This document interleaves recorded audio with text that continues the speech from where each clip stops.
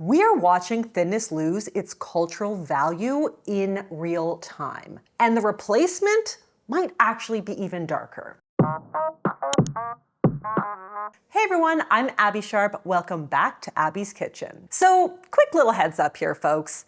Today's episode is probably gonna feel pretty dark, but it's honestly something I've kind of been ruminating and fixating on for like the past 2 years. And I think I finally have enough evidence to back up my fears. But before we dive in, a quick little note from my sponsor. Okay, but before we get too into it, I wanna jump in here with a very big thank you to Foreo for sponsoring this episode. So one thing I have definitely learned from my dermatologist is that really no different than with diet, the best skincare routine really isn't the most complicated or expensive routine. It really comes down to the little things that you can actually stick to consistently. And while weekly treatments at the Medi-Spa isn't exactly in the budget right now, my dermatologist recommended investing in a good at-home red light device. So I was so excited when I learned about the new Foreo FAQ 202 LED mask. The FAQ 202 is an FDA-cleared silicone LED mask with clinically supported results. It combines 8 different wavelengths, including NIR, that target a wide range of skin concerns like helping to stimulate collagen, improve skin texture and firmness, and reduce the appearance of redness, dark spots, and acne. And a lot of studies, like this one right here, demonstrate the efficacy of LED light therapy, and Foreo's clinical trials actually show a significant 32% reduction of wrinkles and 48% reduction of acne in only 2 weeks of using the FAQ 202. Honestly, I've tried a lot of other red light masks before, and they are usually just super bulky and hard to wear, but this one is ultra lightweight, it's wireless, and it's designed to mold to the contours of your face for even light coverage. Honestly, it feels like a spa level treatment, but I can use it at home while I'm doing my house chores or working, which actually helps me stick to it. And like I said earlier, consistency really is everything when it comes to skincare. So if you've been LED curious and want something that actually fits into a busy real life routine, click the link in my description box and use my code SHARP35 for an extra 35% off on almost all Foreo products. Foreo is actually celebrating their birthday right now, and there are some amazing deals on their website. And so with my code, you can get up to 50% off on some products, since these deals are stackable on most sale items, but it is only valid for a limited period of time. So now is definitely the best time to try. All right, back to the video. As many of you listening likely know, diet culture has long treated thinness as a lot more than just an objective body type. It has been framed as a marker of discipline, morality, self-control, ambition, even intelligence, explaining why research repeatedly shows that women with thin privilege are given better job and wage opportunities, better healthcare, more favorable assumptions of competence and intelligence, and they're even more likely to be pardoned for crimes in court. So whether people realize it consciously or not, thinness has always functioned as a form of social currency. And part of the reason for this is that for a lot of folks, becoming or staying thin is actually hard. Like, a lot of very thin people have likely had to restrict themselves, deny pleasure, put time in at the gym, meal prep, and exercise restraint when faced with temptations. Anytime we see someone achieve something that is hard, whether it's graduating with honors, running a marathon, or dropping 15 pounds for a high school reunion, we assign those people points in the social and moral hierarchy. But then GLP-1 entered the chat, and the rules of the game completely changed. For the first time in history, thinness has become more accessible, more transactional, and more pharmacologically democratized. And historically, whenever a signal of status becomes too widely accessible or available, the elites just find another way to move the goalpost. So today I want to dive deep into the question, if thinness is no longer rare enough to signal superiority, what replaces it as the new moral hierarchy? A quick reminder, friends, to like, subscribe, and leave me a comment on this video. I really would love to keep this conversation going. But let's start with where diet culture is today in the midst of the Ozempic boom.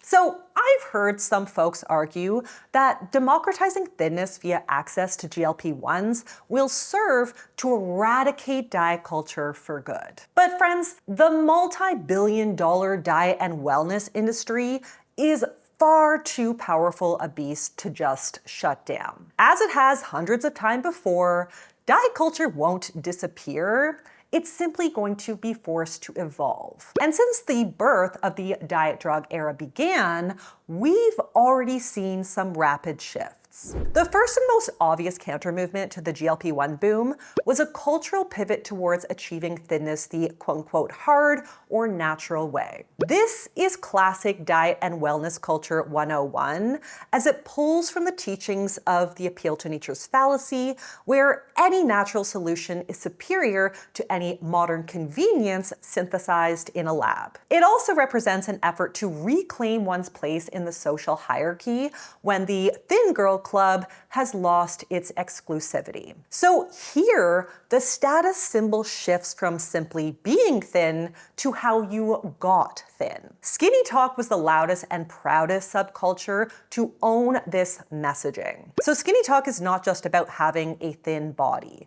It is about becoming and staying thin through discipline, hunger, self-denial, rigid control, and self-deprecating mantras. If you weren't suffering to look hot, you were just another lazy fat pig. And this is why so much of the SkinnyTok rhetoric has felt massively moralistic. When SkinnyTok influencers say things like, hunger is discipline leaving the body, or if your stomach is growling, it's working, or discipline over dopamine, it reinforces that diet culture isn't just about bodies. It is about finding your place in the social hierarchy. Another counter-movement in the quest to redesign the hierarchy that we're now seeing emerge right now is the rise of hyper-optimization and biohacking culture. The subtext of biohackers is that thinness is surface level or almost like beginner level control. To earn a spot at the top of the moral hierarchy, you need total physiological mastery. Cue the longevity stacks, the cold plunges, the recovery metrics, the gut microbiome tests, the sleep scores, the glucose monitors, and the endless quest to turn back the clock on one's biological age. And honestly, biohacking culture kind of feels like SkinnyTok for people with disposable income and an Air One membership. Like, we've basically gone from skip dessert to be hot to track your REM sleep, dunk yourself in ice water at 5 a.m., and reverse your cellular aging. So the aesthetic and language may be hitting different demographics, but underneath, they're both basically the pursuit of moral superiority through bodily control. But in the female world, that optimization kind of needed a new visual brand identity. Enter the strong girl era. Consider Hilary Duff's massively successful Stronger, Not Smaller campaign with the fitness app Ladder that positions strength training as empowering, pro-health, and basically anti-SkinnyTok. And of all the messaging we receive about our body in the media, I was damn happy to see this one coming. We know that muscle mass and strength are directly correlated with long-term health, especially for us women as we age. I also think this is a timely message in response to the extreme muscle loss we are seeing with rapid weight loss from GLP-1s. So I am not knocking the campaign or Hilary Duff, who I actually think is a pretty good role model for girls. But I do think we need to acknowledge that the strong girl ideal can still demand an enormous amount of body surveillance and self-optimization from women. Because even though the language has changed from skinny to strong, we're often still being sold a very specific aesthetic.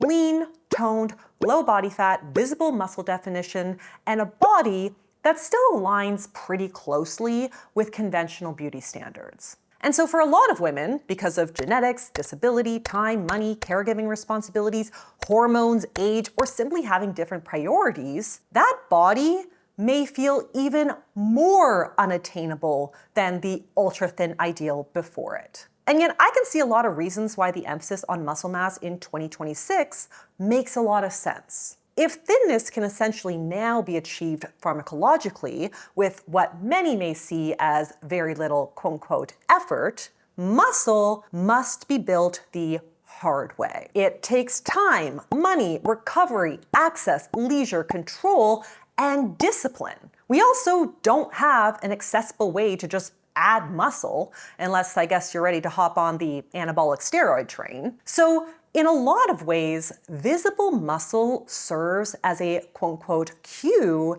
that you didn't just take the easy way out with the jab, you worked for your body the quote-unquote hard way, the hallmark of moral superiority. So what do I think might be coming next? Well, get as comfy as you possibly can, because what I'm about to talk about now is dystopian AF. Throughout generations, status signaling and luxury living has always oscillated between conspicuous excess and conspicuous restraint. If we think of the pre-industrial era, when food scarcity was very common, wealth was portrayed through abundance. So think aristocrats dining on lavish feasts with rich fatty foods and larger bodies being in vogue. But as abundance and access to hyperpalatable food became more common in affluent capitalism-driven societies, the luxury signal flipped and we essentially started paying more for smaller amounts of food. So instead of a 1,200 calorie supersized McDonald's meal, luxury is signaled by a low-calorie $28 Erewhon smoothie and raw milk flown in from boutique farms. So in this sense, status is performed through curated deprivation of basic human needs. I often like to think about it in the context of Maslow's hierarchy of needs, which suggests that humans move from basic survival needs like hunger, rest, comfort, and pleasure towards higher order aspirations like esteem, self-actualization, and even transcendence. And what's fascinating is how modern wellness culture increasingly glorifies appearing untouched by those basic needs. Those who have the resources to voluntarily deprive themselves of the things that ordinary people need to survive, like food, rest, convenience, comfort, or pleasure, are thought of as being morally superior. And this nicely maps onto the luxury wellness trends of cold plunges and dopamine detoxes and digital minimalism, silent retreats, and 36-hour fasting protocols. These are extreme presentations of self-denial that require an enormous amount of privilege to perform. When I look at those cultural cues alongside the exponential acceleration of AI technology, I worry that the next big trend in diet and wellness culture is going to be complete transcendence from our seemingly basic biological human needs, where food is seen as mere friction in our day. Meals become interruptions to productivity. Hunger is a low-life distraction from body and mind optimization, and having an appetite for really any basic need, whether that's food, rest, pleasure, or sex, is framed as indulgent or weak. It's giving Soylent Green is people vibes, where the goal is no longer to experience the richness of being human, but simply to keep our bodies as operational and efficient as possible. And honestly, that is the part that feels dystopian to me, because at its extreme, the endpoint of wellness culture starts to look less like health and more like slowly training ourselves to become emotionally detached, hyper-efficient, chemically regulated machines. Yeah, I know.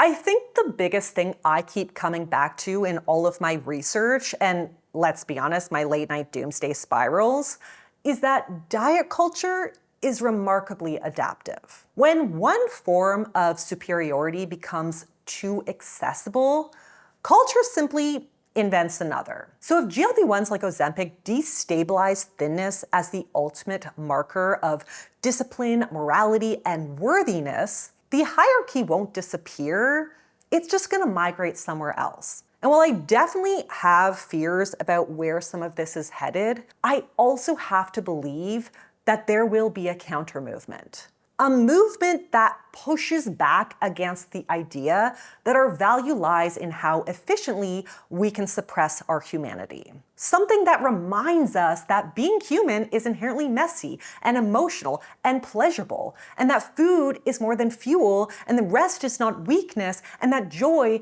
appetite, connection, and even desire are not like glitches in the system to optimize away. So maybe the real rebellion in the future won't be in becoming superhuman. It'll be fully embracing our humanity in a culture increasingly obsessed with becoming machines. And on that note, pour yourself some wine. I'm just kidding. Well, I guess it depends on what time it is for you guys listening right now, but I really do hope that this sparked some food for thought. So if you enjoyed this, please do not forget to subscribe, leave me a comment, and share this episode with a friend. And I'll see you next time on Abbey's Kitchen. Bye!